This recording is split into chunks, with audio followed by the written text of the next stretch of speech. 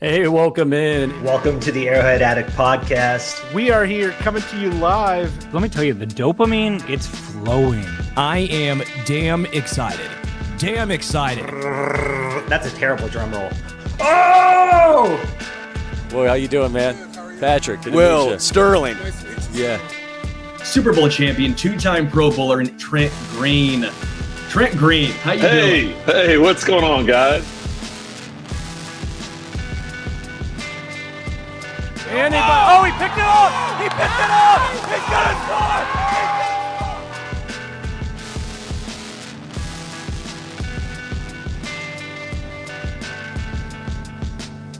And we'll see you next week. But until then, as always, go Chiefs.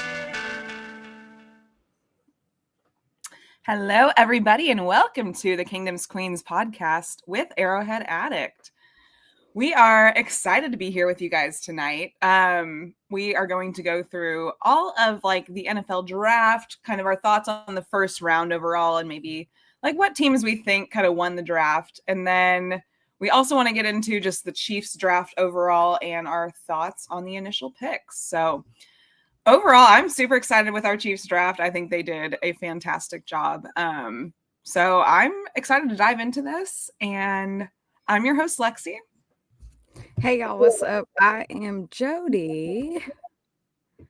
Yes, I'm with you, Lexi. I'm excited to kind of get into how the draft turned out overall, and I am very happy with Brett Veach. One, he already was just having a great off season, just bringing in so much different talent. But then to cook the way that he cooked in the draft, I'm like, oh, okay, Veach, well, he's like a Michelin star chef in there. Yeah, he went crazy. So very, very happy with this offseason and what is to come. So, and it's so funny because everybody's already putting their grades of the draft in the comments. Shout out to y'all. Keep that coming because we'll talk about what our draft grade was as well. So let's kind of just talk about the overall draft before we kind of get into the Chiefs draft.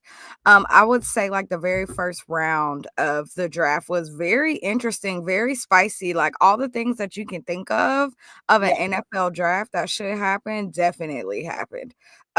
So I do want us to talk about who our favorite picks were and what teams they went to. But I mean, of course, number one, Cam Ward, right? I think everyone and their mother knew that Cam Ward was going to go to the Titans. So very happy for him. Yes. He's a hustler. He's ready to get down there and, really just do his thing. Now, he wasn't one of the top overall quarterbacks in this draft, which is very interesting. But he still went number one. And I think that he is going to be such a great fit for what's happening in Tennessee. What are your thoughts on that? Yeah, I really like that pick. I think they told him even ahead of time that they were going to take him. So it wasn't really a shock. But until it actually happens for these guys, and you got to I'm sure he's still on the edge of his seat. Okay, let me get my call. Let me make this official. So I think it's super cool. I think he's a great pick. I'm excited. I think it's really cool that Warren Moon unretired his number. You think that's cool? Yes, I do. But I think it also adds a lot of pressure. But that just tells me he believes in him and he believes in that pick. And Tennessee has needed some positivity in the quarterback room for a long time. Agree. Oh my God, I can't shake my head. No, you're good. I just tried. Do we want to prepare the people? I tried to shake my head twice to agree with you, and my body immediately was stop shaking your damn head. All right, y'all. So I guess I should just tell the world. Get into it. I have a concussion, and I am not even supposed to be looking at daylight right now. Hence the hat. Hence the hood. I have a pair of sunglasses with me just in case I need to throw them on. But yeah, I laughed because I got a few text messages this morning, and they were like, "So how long are you in concussion protocol?" Yeah. They were like, "How long are you on the IR?" And I'm like, "Man, I hope not long." But doctor said I just need to be responsible for the next 3 to 7 days. So we'll see how this goes. So probably not a lot of head shaking for me today, but I will just verbally try to remember I agree or verbally say I don't agree. Right. Now, I will say this about the Warren Moon thing. I thought that was very interesting that he unretired his number, because I'm just thinking, right? If I'm a vet and I came out here and did my thing for so many years for a certain team, I ain't unretiring my number for you. Like, we're already excited for you and we think that you're going to be great. Get your own damn number and go out there and create your own legacy. Like, no, I'm not unretiring my number. What happened? So what now? They both go in the Ring of Honor with the same number? Like, that's dumb to me. So yeah, I get like that was cool. Like, I get it. But at the same time, like, Patrick Mahomes ain't unretiring 15 for nobody. No. I feel like it might be just like the sign of the times that we're in, like, kind of thing. Yeah, that's true. I don't know. It's just like modern day football versus like forever ago. Yeah. And but yeah, no, I get that perspective too, for sure. So yeah, I don't know. Cam Ward better go prove himself. Better go. You're absolutely right. Like, now, that's actually a lot of pressure. That's a ton of pressure. I agree. I totally agree. Gotta be good. So the Browns traded back to number 5 and gave Jacksonville their pick at number 2, and they went ahead and took Travis Hunter. Went all out. So what are your thoughts about the Jags trading up and the Browns trading back and Travis Hunter going number 2 there? I think it's good. I like it. It made the draft fun. Like, we needed a spicy trade like that. I mean, you don't need it, but it makes it exciting when you're watching the draft. So yeah.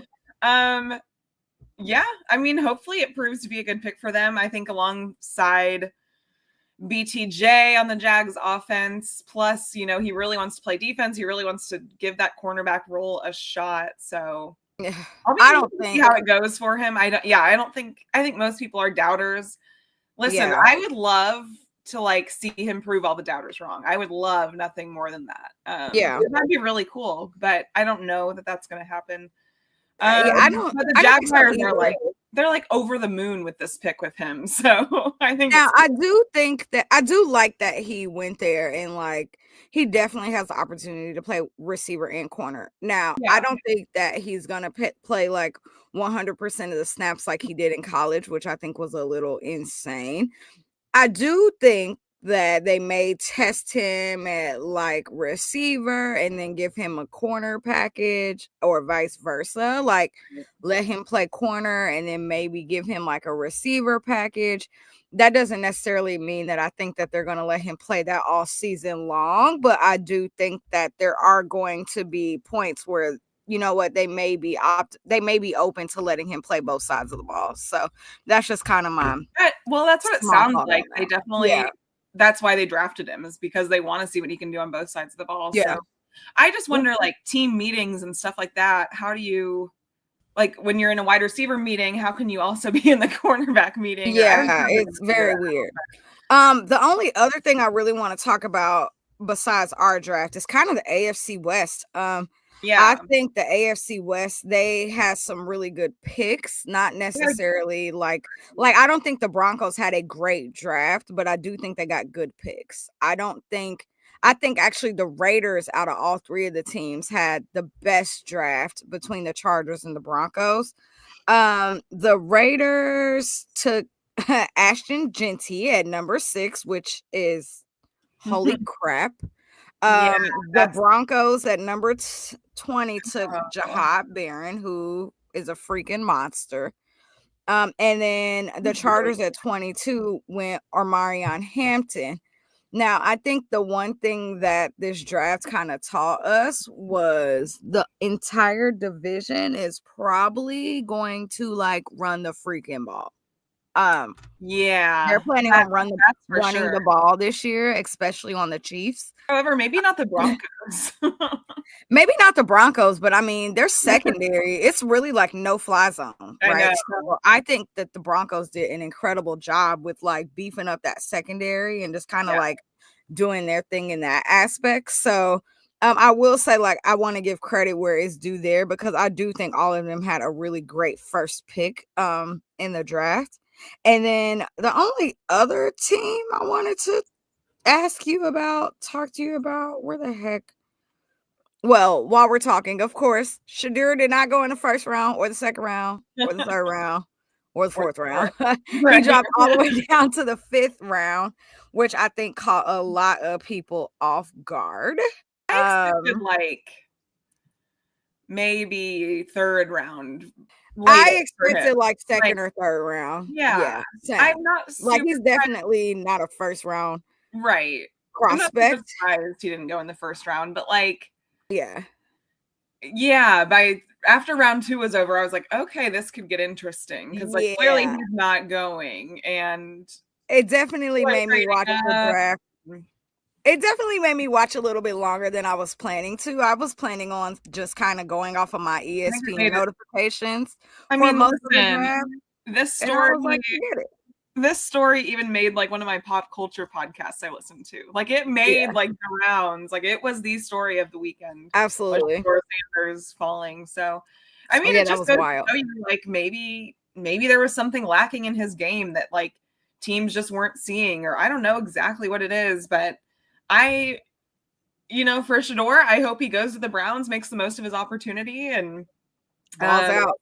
yeah, because they definitely have a struggling quarterback room, and it's, they have Joe Flacco, Kenny Pickett, Dylan Gabriel, who they just drafted, now Shador, and then Deshaun, who God knows he's He's probably not playing. So, yeah, I think the opportunity is right there and ready for him if he can do it. So even if it's not like the first few games, I could see them starting with Flacco.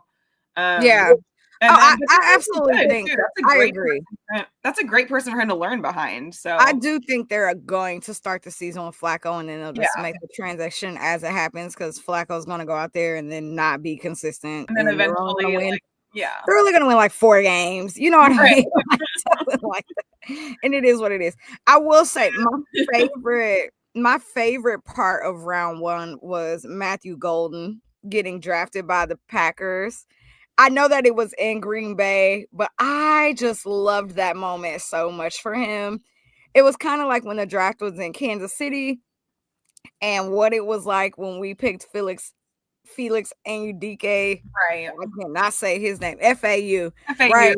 I loved that moment for Matthew Golden, because if he didn't know like what it was like to be in Green Bay, to be a Packers fan, to learn about their culture and their history, I think he really had the chance to take that in on that dial. So very excited for him. Like that moment gave me chills. I felt like a proud like auntie watching. I was so happy for him. And like in that moment. Yeah, I mean, they haven't drafted a first round wide receiver in so many years. That was like a tongue twister. They haven't done that in so many years. So slap in the face to Aaron Rodgers. Really though. Sorry, we never got you a first rounder, but yes, they did need it. So I hope he does well for them and balls out over there. Literally. All right. Well, the Chiefs had picked 31, and surprisingly, still ended up traded back with the Eagles. Yeah. And it's funny because you were about to say it. The joke is we were supposed to be at number 32 anyway. And guess what happened? The Chiefs freaking traded back with the Eagles and dropped down only one pick from pick 31 to pick 32. And they did go out and they got Josh Simmons. Now, I will say there has been so much about this pick. I feel like I've been listening to a lot of podcasts. I've been listening to a lot of podcasts because I can't really watch TV right now. And it is just like very high and very cold right now on this pick 32. Now, I personally, I'm one of those fans who we kind of rated this when we had our show, when we had our live show with Arrowhead Addict last week. How did we feel, right? We all sat down and we kind of rated, like on a scale of 1 to 5, like where do you feel with pick 32? Yes, Price has already done his 2026 mock drafts. Everybody block him. Block him now. Block him immediately. But everybody rated, like, how did they feel about pick 32? So I, on a scale of 1 to 5, and we want y'all to also put this in a comment too, like, one being like, what the heck are we doing? 5 being, oh my God, I'm so excited. This is the route that we went. I said 3. Lexi, what did you say? Wait, say that question again. For Josh Simmons for round 1. Like how I feel about it? Well, we rated it on the show last week, 1 through 5. What did you say? I was around a 3. I'm like, you can't remember what you said. No, honestly, that was such a long night. I don't really remember. We were on there for hours, but we were on there for 5+ hours. I know, but it was a lot of fun. Don't get me wrong, but I think I've come to terms with it. I think I was like a 3-4 with it. I think I feel pretty good about it now, like reflecting back on it.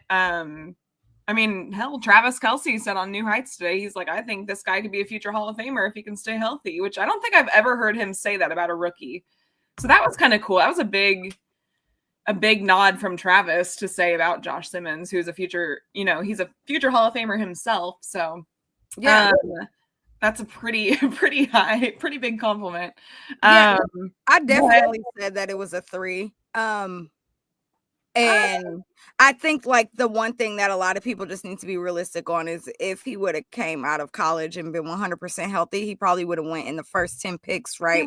There's no way he ever would have dropped down to the 30s. So he probably would have been the first tackle to go off the board. So to see him fall all the way to 32 and be able to trade with the Eagles and get a 5th round pick out of that was beautiful. So I think overall, I think Veach played that really smartly. And gosh, I just hope if everyone sounds really positive about his injury he went through, which was his patellar tendon, which can be hard to recover from, but everyone in the building seems to be very positive about it. So it's sounding like from Rick Burkholder to Andy Reid to Veach to Travis saying today on New Heights, like they all sound very positive about his injury. So I will say the one thing is, if nothing, I trust the Chiefs training staff. I definitely do. Yeah. I trust the Chiefs absolutely medical staff, training staff, all of that. And one thing I do know too is like they're never gonna rush a guy back if they don't need to. Like if they don't think you're ready, you're not ready. They're not gonna put you out on the field. However, if they do think that you are good enough to be out there, they will. Right. I think my immediate thought when this pick happened was, okay, this is our 2026 guy. I don't have any intentions at all on seeing. Sorry, the Royals are also playing. I don't have any intentions at all on seeing Josh. I don't plan on seeing him out on the field at all this season. And I feel like if we do get to a point to where we see him, it's going to be one of two reasons. One, break glass in case of an emergency, something happened and he has to come out and play, which is not a great thing, right? And then two, the only other reason why I think we would maybe see him would be because maybe it's week 17 or 18. We've already locked in the 1 seed or the 2 seed. A lot of our guys are probably resting at this point. So, hey, why not go out there and get some reps? But I personally, I know rookie mini camp starts this weekend. It starts on Saturday. I don't want to see him out there. I don't want to see him at OTAs. I don't want to see him at training camp. I don't want to see him at preseason. I want to see him at training camp. I don't want to see anything that could possibly trigger this injury. Even if the medicals look good, even if everything looks fine. Jodi's like, just put him in bubble wrap. Literally wrap him up, put him on the sidelines, and we'll see you in 2026. Because this is where I think you have to trust the training staff. Like I do think if he's ready for training camp, I think put him in, give him some reps. I do want to see that. So yeah, don't overplay him in the preseason. I agree. But I think if he's ready for training camp, like don't push it, but do what you can and kind of show why we drafted you. But I do think the guy we got out of San Francisco, Jalen, I think he is our answer for this season until, God forbid, Jalen Moore. Jalen Moore. I mean, I absolutely think Jalen, that right? Jalen. I said Jalen, right? You said Jalen. I just said his last name. There's like 25 Jalens on the team. So there's like 1,000 Jalen. Everybody's last name is either Smith or like, God bless America. Yeah. The amount of like, or you have a hyphenated name on this team, like holy with this team. Or Watson. There's a ton of Watsons, not so much anymore though. But we lost. So I look, they brought Jalen in for a reason. Let's see what he can do. I am very much thinking for the future and not the right now. Yeah. If we can get Josh Simmons, I keep calling him Joshua because Joshua Williams, god dang. But if he can really heal up the way that we need him to heal up and be that player that we need him to be, we expect to see him for 4, 5, 6 years, not just like 2 or 3 years. Like, we hopefully have answered the question of this revolving door at offensive tackle. And hopefully we don't. Please. Hopefully this is like our new Eric Fisher. And it's so funny because listening to a few podcasts, people think that his grade is even better than what Eric Fisher was, and he was great for us. Yeah. So if that's how they feel, hey, I've only watched a little bit of him when he was at Ohio State. I didn't watch a ton. I just knew I wanted the whole line. So I was like, I don't care what piece you give us somebody, because they're all so good. He has some great NFL comparisons right now. So if he can live up to those standards, I think it'll be huge. Hold on, let me see. No, I agree. I 100%. Oh, like I think his like biggest comparison was Darasaw, who has been a very good left tackle in the league. So if he can be to the likes of that, yes, please sign me up for the next 10 years. Like, I 100% agree. Definitely agree. So I'm excited. I think it's exciting for the depth of that room too, because I really like Jalen Moore too.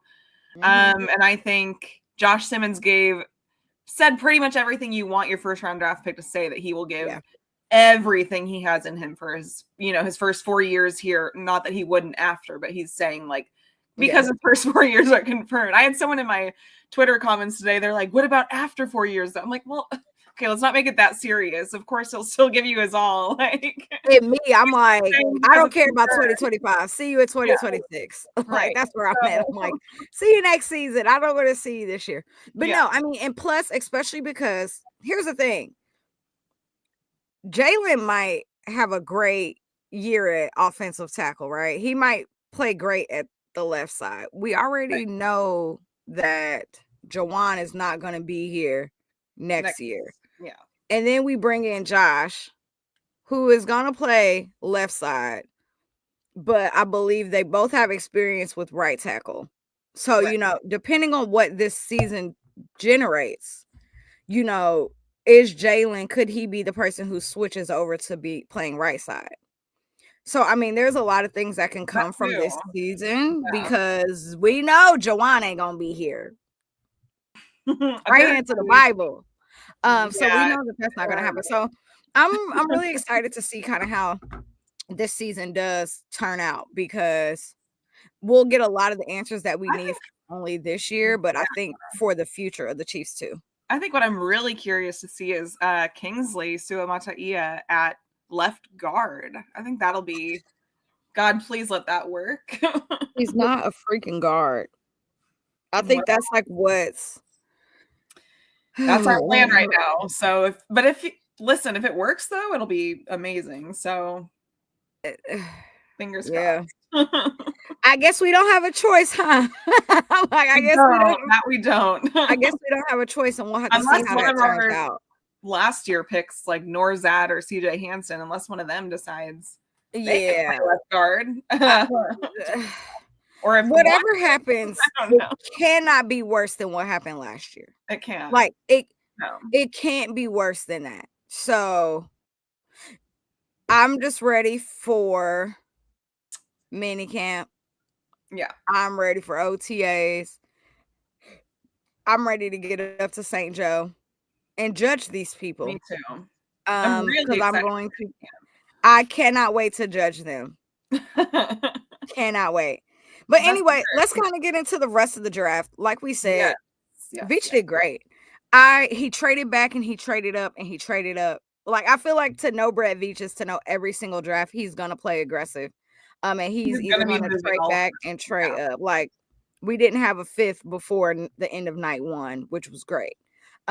Love being able to add a fifth to it. And not only did he add a fifth, where we went with it was exceptional. So beautiful. I'm just gonna name out all the players that we got, and then we can talk about them, what we've heard about them, we've both watched a little film on all of them already. Oh yeah. My brain is kind of like at capacity with what I've seen. Now I'm just kind of like, get these dudes out on the field and let's see what can happen. And we can go from there. So in round 1, of course, we know we took Joshua, God bless, Josh Simmons. Gotta stop saying Joshua. I love calling people by their birth certificate names. I can't help it. Apparently. In round 2, we went and got Omar Norman-Lott out of Tennessee. So how are you? I have so many things to say about him. I can't wait to get into it. Round 3, we went out and got Ashton Gelati. As soon as I said it, I was like, that's not right. Gelati. And in round 3, we also went and got Noah Williams, who I am very excited for. In round 4, we went and got Jalen Royals out of Utah, who love. Round 5, we got Jeffrey Bassa from Oregon. Bassa, which I think that'll be fun. Bassa. I love it.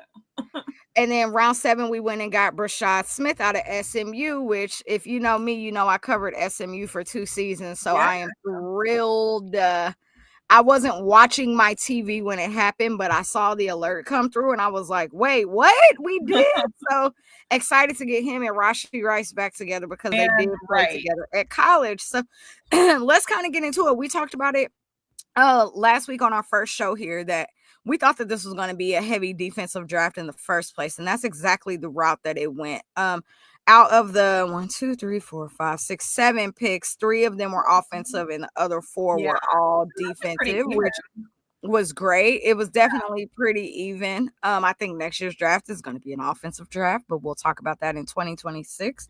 But Omar Norman-Lott out of Tennessee comes in as a defensive tackle, somebody I'm very excited for because if you know Tennessee guys, you know the culture that they come from, how great of players they are. I personally love anybody from Tennessee specifically because I'm a Eric Berry lover. So I love that we were able to bring him in here. Just some quick things that I heard from him. I heard that he does like have a high motor. If you're going to compare him to anybody, it's going to be more of like that Tershawn Wharton replacement. Now there is still a lot of opportunity from him. They did say that he is fast when he comes off of the ball, but it's just a matter of him really just focusing on what he needs to focus on in the moment. And I know that probably doesn't make sense, but I think you'll see it when you go back and watch his tape. Now, he is high energy. His energy gives me very much Willie Gay. They said that he is definitely like a difference maker and you feel him when you are out on the field. They said something when I was listening back to about not senior day, the Senior Bowl. When they were at the Senior Bowl, they spoke about how they had to tell him to like pretty much like chill because like really let's not hurt the guys. This is just like a showcase. So if that's the case and that's the type of guy that we're getting, sign me up. I think some people are down on this pick, but I haven't been down on it at all. I think there were so many players in the top 100. And we spoke about this a little bit, like that you could have taken almost anywhere throughout the draft, or throughout the first few rounds. And I think he's one of those guys that maybe some people had him lower for the value, but I think where we got him, I'm totally fine with. Round 2 pick. I think, even Chris Jones had some doubters when we took him in round 2. Years ago. So I think Omar Norman-Lott, now not everyone's going to be a Hall of Fame player, but I'm excited to see what he brings. I think it's going to be a cool fit here. He's going to get to learn alongside someone really talented in Chris Jones. Plus I love Joe Colin, our D-line coach. And I think, like you said, he's really high energy, which I think is a fantastic fit. I think it's a need. It's a need. It is a need. You feel Willie Gay not being here, right? So I think that someone coming in that is high energy, and the defense is already like rolling all this, like they already are on it, but you can feel when Willie was there and Willie was not. And when you watch his college tape, I mean, he has a lot of positives to his game. Like I think, he brings versatility. It's just that he wasn't always a starter. So I think people are like hesitant, I guess. But I'm like, I think you can see the upside that he has if you watch some of his film. And yeah, I mean, he's got a lot to learn, but I think within a few weeks of starting, I think he'll be able to make a difference, especially with, like, third downs and stuff like that. So that's really excited to see what he brings. Love his energy, love his mindset already. He's stoked to be here. So yeah. Absolutely. Same about the next guy we're gonna talk about. So Ashton Gelati, which I know I still said that wrong. I promise I will have all of their names right by the time we get to training. We'll have it eventually, yeah. Super excited about him and his story because I personally did not know a lot about him. He's an edge that comes out of Louisville, which fantastic. But to know the history and to hear kind of like a little bit about the story after doing some research this weekend, it's great to know that his mentor is George Karlaftis. He's his mentee. Yes. They both had the same D-line coach when they were at wait. Well, George was at Purdue, but then Purdue's coach. And then the coach from Purdue left there and went to Louisville. So then that is kind of how they got like their mentorship, which I think is very dope. Another great thing is like they've worked a ton already in the off season prior to like now, like in previous off seasons. Him and George have worked a lot together, just like on technique and things of that nature. So for us to be able and to go out and to get George's guy, who he already knows a ton about, can continue to educate him on the Chiefs. I think he's coming onto this team with way more, I would say, upside than like anyone else has had coming from college going to the NFL. I think this transition, I don't think any transition from college to the NFL is easy, but being able to have your mentor there who you talk to all the time, who you line up with all the time, who you're doing all of this practice with in the off season, being able to bring in a guy like that who's automatically going to fill that role, it's like a blessing. Like, we talk about how Veach hits in the draft. It's stuff like this that makes Veach him special. Like this feels like a major hit for this defense. I definitely agree. It feels like one of those hits that's just going to be awesome and a difference maker. And found him in round 3, which is fantastic. He said his mom was one of his strength coaches, like in high school, which I think is really cool. That's really, and she's like so fired up to be a part of Chiefs Kingdom. They all are, of course, but he said his uncle was a diehard Chiefs fan, so he had like all the gear ready for him. But he just looks like a perfect fit. Like, again, high energy and high motor. Like, if you watch his film, this guy is quick off the snap every single time. He does not give up on any play. So to have him and George and then Charles, like a mix of all of them, I think is going to be really cool, especially with Chris and then Omar in the middle there. Really excited to see what Ashton Gelati brings to this defense. I think he's going to be a really fun one to watch, and I would expect good things from him. Like, he's not someone I'm gonna like you said. I think he has a lot of upside coming out of college into the NFL. So absolutely, definitely excited to see what he brings. I love it. I'm like, get your butt to Kansas City or wherever the heck George is now. Go find Tamba Hali and let's get this going. Yeah, exactly. When's the first day that you guys can all get together?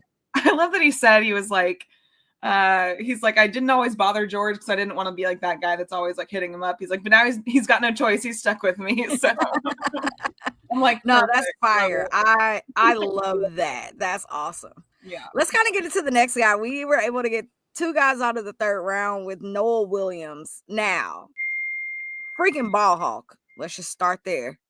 Noel Williams is a ball hawk. Like, he comes from Cal, which I feel like they have this thing for West Coast guys. I don't know what it is. Like, I feel like they love getting our secondary. Wait. West Coast and Texas. Literally. I feel like they love getting like these secondary guys from the West Coast. So I've watched a little film on him, not a ton, but from what I understand, flies around, freaking ball hawk, has like a ton of like interceptions just in his career. Is going to be like the perfect pairing with Trent McDuffie. This is probably the Jalen Watson replacement next year.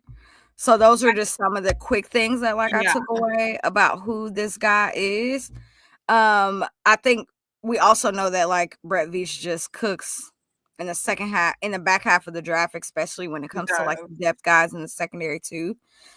I think that this Chiefs team has a lot of questions still in the air for our cornerback room already going into the season. We kind of seen it coming out of last season.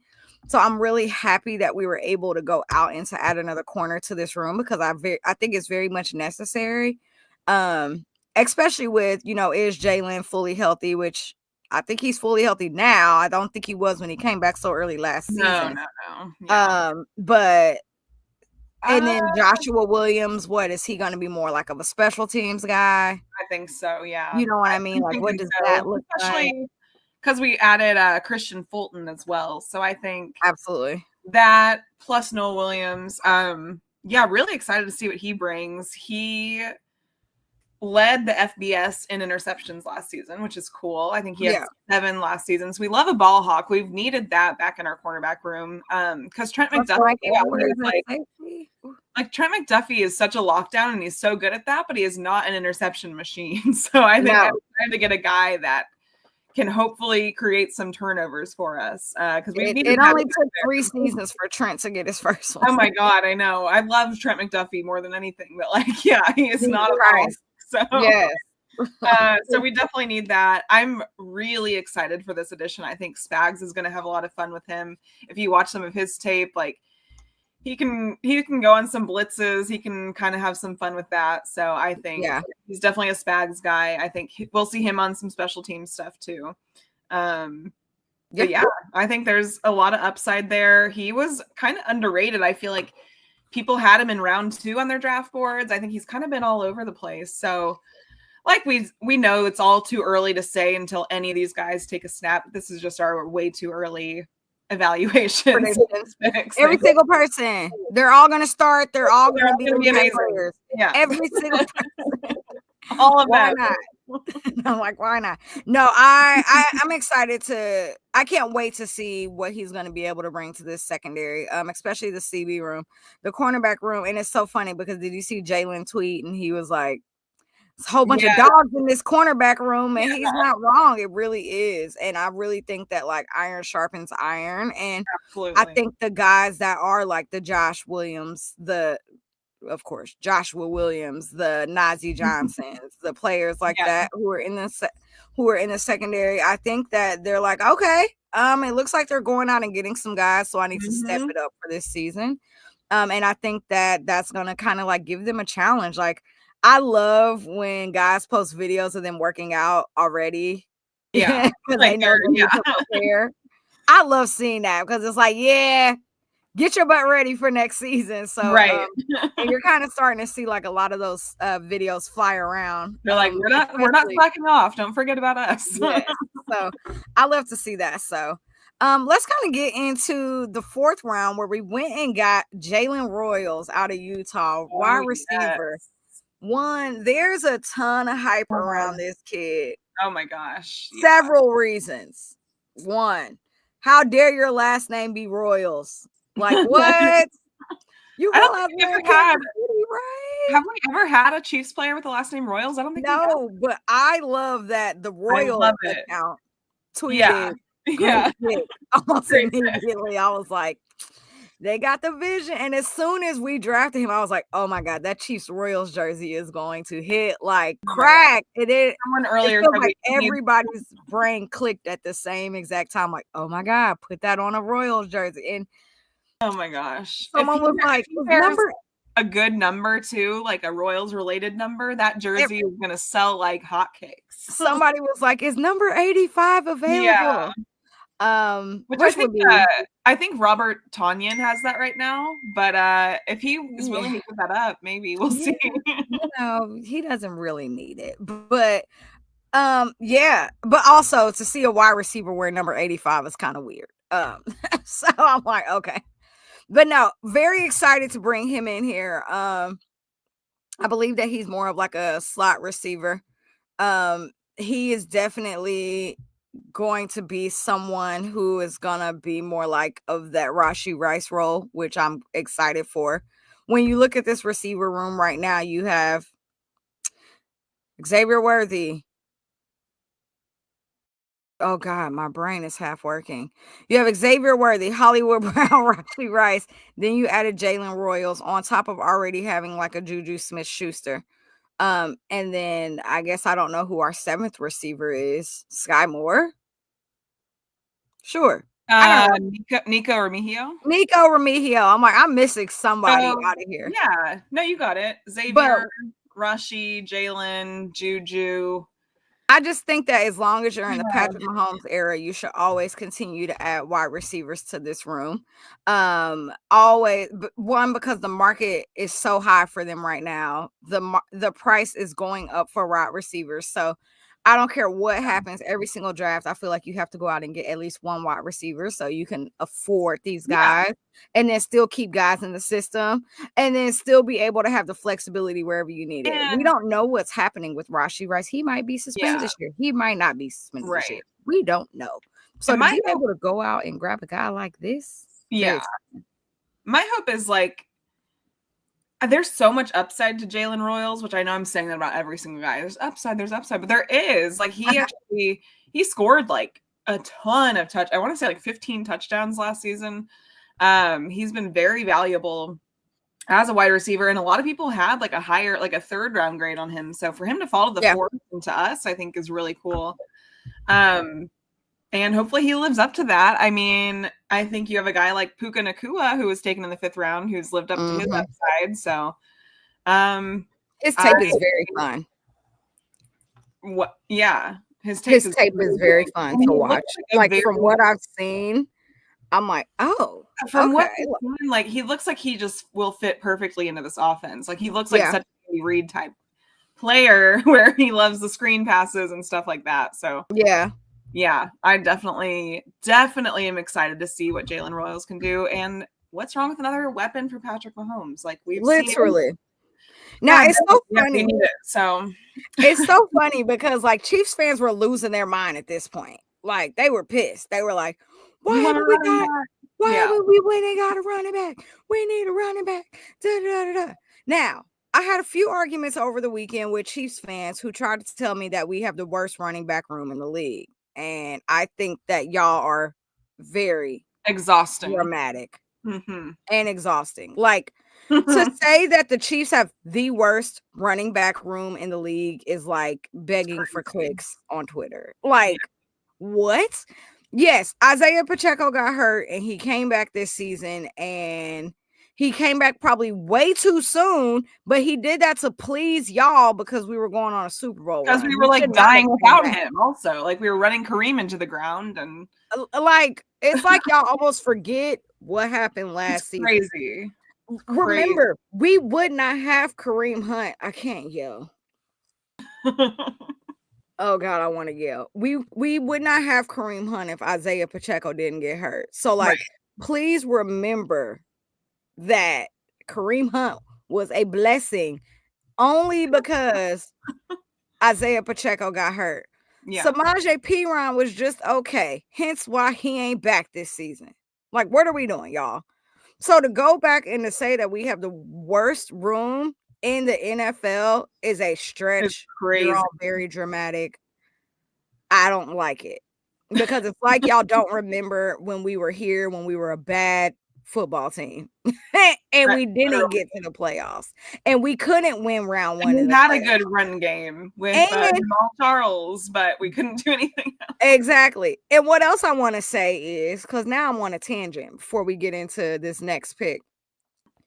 Be mad at Andy Reid. Don't be mad at your running backs. Because his play calling was really sketchy there towards the end. And I don't care that the running backs couldn't see the vision and they couldn't get through the holes and they only had 1 and 2 yards of carry. I don't give a damn. You know why? Because regardless of all of that, you don't give up on the run. And guess what they did? They took that part of the playbook out of Patrick Mahomes' hand. So I don't want to hear it. They literally didn't even attempt to use the run game in the Super Bowl. Didn't even attempt to use it. And I don't want to hear the excuse. Anywho, and also, with the Isaiah Pacheco slander, I'll just say real quick, too, remember, he helped us win 2 Super Bowls, y'all. Like, he was a big contribution to those Super Bowls. So, I don't really want to hear it. He's played his part. I'm, like, mad that he's getting so much hate. It annoys me. It's sloppy football talk. You don't have And he to was the watch him, 7th but round pick. you don't have And he to was the watch him, 7th but round pick. he's a 7th round pick. Like, I can't believe Yeah. the amount of y'all that were like, oh my God, we need to get a running back in the 1st round. You're crazy. No. Like, it's just, and I understand like the Chargers and the Raiders, they all got 1st round running backs, so then it makes you more antsy, whatever. But that you just have to remember, like, you have to temper your emotions during the draft. Like, there's Did the Chargers go to the playoffs last season? and then Justin Herbert threw how many interceptions? Did the Raiders go to the playoffs last season? Like, did the Broncos make it out of the 1st round? Like, I don't Chargers or Broncos didn't make it. So. care. Anyway, let's go ahead and get into the next pick. In round 5, we went and got Jeffrey Bassa. Probably still said it wrong. Bassa, linebacker out of Oregon. Let me tell you why I'm excited. So about 6 weeks before the draft was even here, I was like, you know what? This is going to be a very heavy defensive draft. And what I would like to see Veach do is go out and get an edge. I would like to see him get a tackle, defensive tackle. And you know what? For shits and giggles, go ahead and get a linebacker too. But that was the stretch. You don't got to get a linebacker. Yeah, it was a stretch. But if you do, I'm happy. Yeah. Guess what he did? He got a linebacker. He got a linebacker. So I'm very happy about this. He's kind of like a Willie Gay-ish type player. Right. So yeah, I think huge get. I'm not gonna lie, I didn't know a ton about him like before going into this draft. But from what I've learned after, how grateful and gracious he was to be taken as a Chief. We traded up a bit to get him. He was so thankful for that. Mm-hmm. I think he's going to be a guy to watch in camp. He's going to give his all. I think he will eventually contribute to this linebacker room. Sooner or later, actually. He'll definitely be a special teams contribution too, which I think will be really good. I think he is the Drew replacement. Yeah, I think eventually. I think we pay Leo and then he eventually replaces Drew, which is if Leo can have a great season this year, Leo should get paid this year. And it doesn't have to be substantially paid, but he should get paid. He should get paid. I love Leo Chanel. He is like underrated. Yeah. Always huge impact. His presence is known every single game. Yeah. Always giving it his all. Great special teams player. So I kind of foresee a mix of Drew and Leo with Jeffrey Bassa. And I love his last name, Bassa. Like, I'll call you a boss if you do your job well. I just think but he also wore the green dot last year in Oregon, so that does mean he's a great leader on the defense. So yeah, I think Brendan Daly is going to love having him on our team. He really wanted him on our team. I think he saw that he was falling, and like he said, Coach Daly said he ran and told Veach, he's like, please trade up to get this guy. Like, this is my guy. I want him. And Veach was like, all right. So he did. Veach is like, YOLO. Yeah. Why not? Like, sure. So we lost our Mr. Irrelevant, but we got Jeffrey Bassa. So yeah, I'm not mad at it. I'm not mad at it at all. His tape is fun to watch. Like, definitely encourage everyone going to watch his tape because he's a playmaker. He's definitely a playmaker. And I can't wait to see like how he learns from like Nick Bolton, MIZ. I can't wait to see like how he has some great mentors in that room. Like, absolutely. So. The linebacker, and it's a great room, but it's a thin room. The defensive line was very thin, so I'm very happy to see how Veach went and filled a lot of like depth in this draft because it was 1000% needed. So I can't wait to see like the work that he does in this off season and if he's able to get out onto the field. And then with our last pick, 7th round, did not have a pick in the 6th round, totally fine. I am thrilled about this pick. Brashad Smith, who comes out of SMU, running back. Now, a lot of people don't realize that like SMU last year transitioned to the ACC. Not only did they transition to the ACC, they won. Like they went out there. Well, they lost, but like they had a lot of like wins this season. Well, they lost in the championship game, but that was kind of expected because a lot of people didn't think that they were going to make it that far. So for them to even get to that place their first year in the ACC and do what they did and put up the numbers they did, it was like incredible. So I am like overly thrilled to have this guy come be in our running back room because he was a dog with SMU. And if y'all have not watched any SMU film, go back and freaking watch it.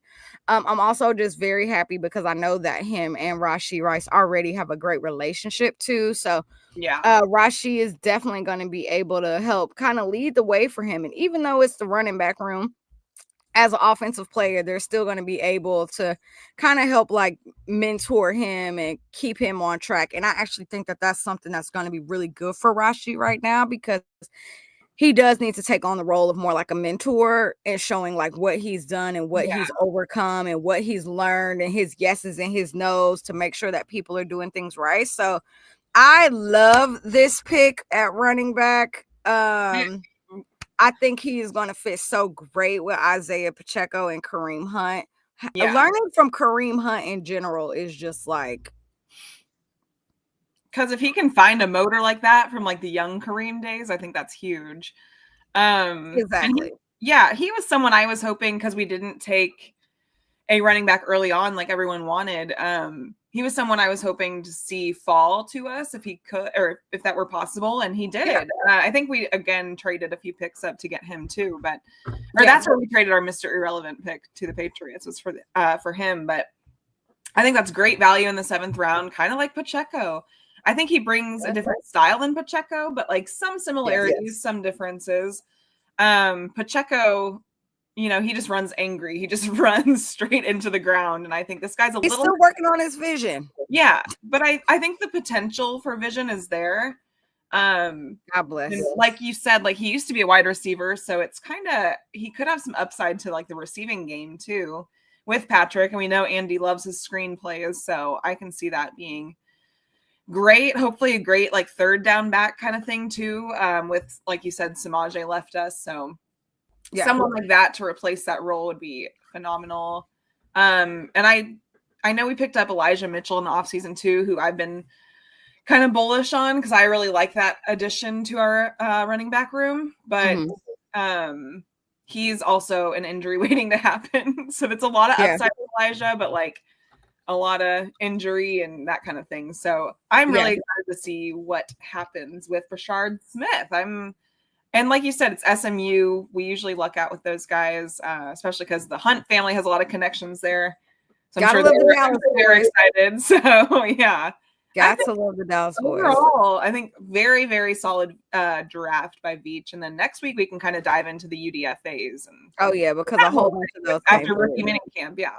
So I can't wait. So we got some good values there too. So we'll talk about before we get out of here, let's wrap up with like what we thought our overall grade was of the draft. Let's just take it back to elementary school, A through F. So I think you and I have similar grades. I think we have similar grades. Right.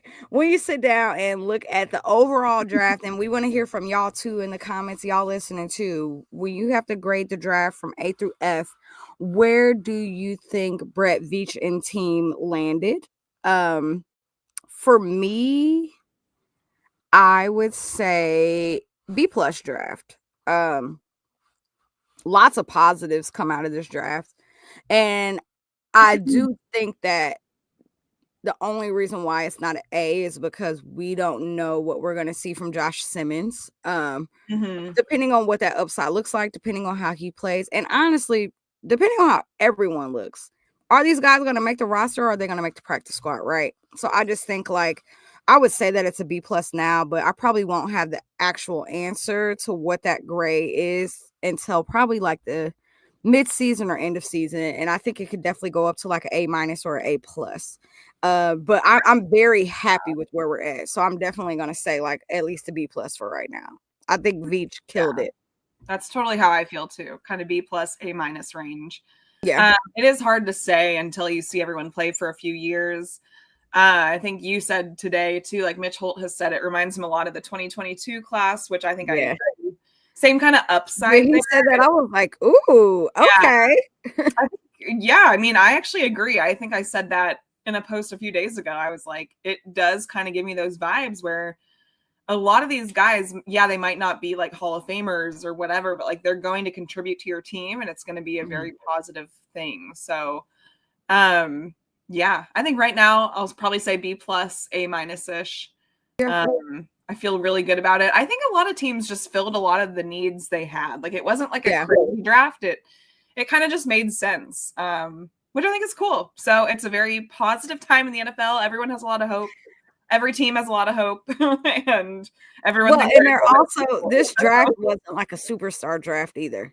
No, it's just like a lot of like solid addition players. So absolutely, I think that a lot of.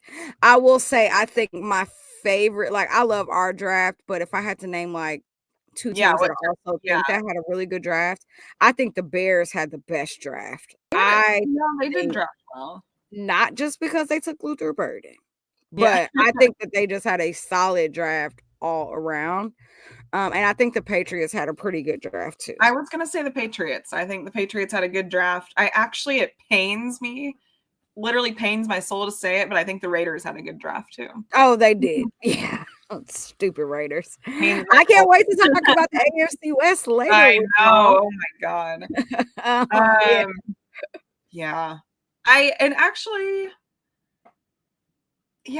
don't know. I would agree with the Bears. I think they had a pretty good draft. They love Luther Burden. Like forgetting anyone. I think the Bills did okay. I think they took a lot of defense, which gives them a lot to work with on defense, which they need that. So I think, it could work out well for them. They signed a receiver today to a 1-year deal. And actually a team that I think has gone really low radar with a good draft was the Arizona Cardinals. I think they made some really good picks that people don't talk about the Cardinals a lot. But I don't know why either. Like, I get why, but like last year was a better year than the year before. And they slowly are just they've kind of to be better.